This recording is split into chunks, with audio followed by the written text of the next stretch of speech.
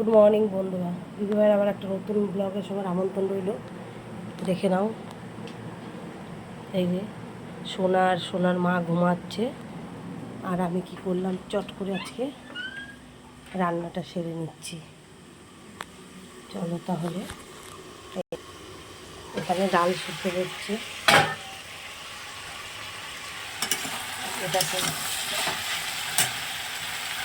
ভেন্ডি আলু ভাজা, এটা চাটনি হবে, আর এটা মশলা, চাটনির মশলাটা, এটা গোটা ধনে আর জিরে শুকনো খোলায় ভেজে এটাকে বেটে নেবো, এটা দিয়েই বাটবো।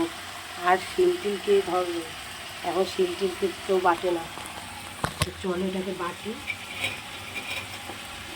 আজকে একটু তাড়াতাড়ি রান্না বসিয়ে দিয়েছি, কেন বলো তো, কারণ আমাদের সোনার ভ্যাকসিন আছে, আজকে সোনাকে নিয়ে যেতে হবে, যার জন্য তাড়াতাড়ি করে রান্না করে নিচ্ছি। না হলে রান্না না করে গেলে এসে আবার কত দেরি হবে, খাওয়ার সমস্যা হয়ে যাবে। আর আমাদের ঘরে এমন একজন আছে, তাকে যদি বলি সব করে থুয়ে যাবো, ভাতটা একটু গরম গরম দুপুরবেলা বসাবে, সে পুড়িয়ে দেবে, নাহলে ভাত গলিয়ে দেবে, না হলে ভাতের যে কী করবে জানি না। এই জন্য তা ইচ্ছা করেই করে, যে নেক্সট টাইম আর যাতে না বলে যে এটা করো ওটা করো, এরকম বদমাস। বললে বলে আমি ভাত করতে পারি না, রান্না পারি না, এরকম একটা ব্যাপার।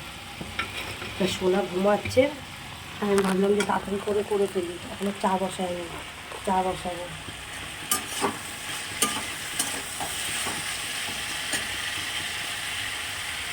সোনার মা খুব ঘুমাচ্ছে, তো সোনা উঠে গেলে আর হবে না কাজ করা, যার জন্য ঝটপট করে এখন করে নিচ্ছি। আম কেটেছি, অনেকগুলো আম কেটেছি, তো চাটনি হবে, খুব ভালোবাসে আমার বড় মেয়ে। এই টক ডাল হবে, ডালটা বসিয়ে দিয়েছি, আম দিয়ে টক ডাল আর চাটনি, ওর ভাত খাওয়া হয়ে যাবে, খুব ভালো খায়। চলে আপাতত এই রান্না করি, তারপরে কি আনবে দেখা যাক।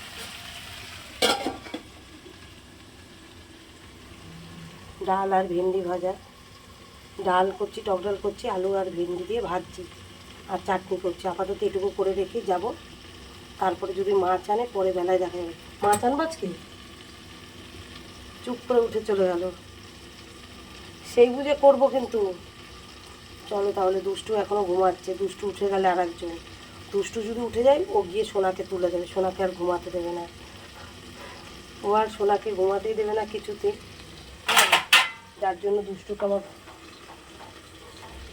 যতক্ষণ দুষ্টু ঘুমিয়ে থাকবে, সোনা ঘুমিয়ে থাকবে, ততক্ষণ মানে রক্ষা। এটা আলটা সিদ্ধ হয়ে গেছে,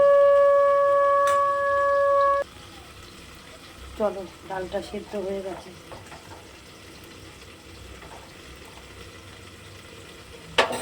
এবার আমগুলো দিয়ে তাড়াতাড়ি করে রান্না করে নিই। চলো তাহলে, টাটা বাই বাই।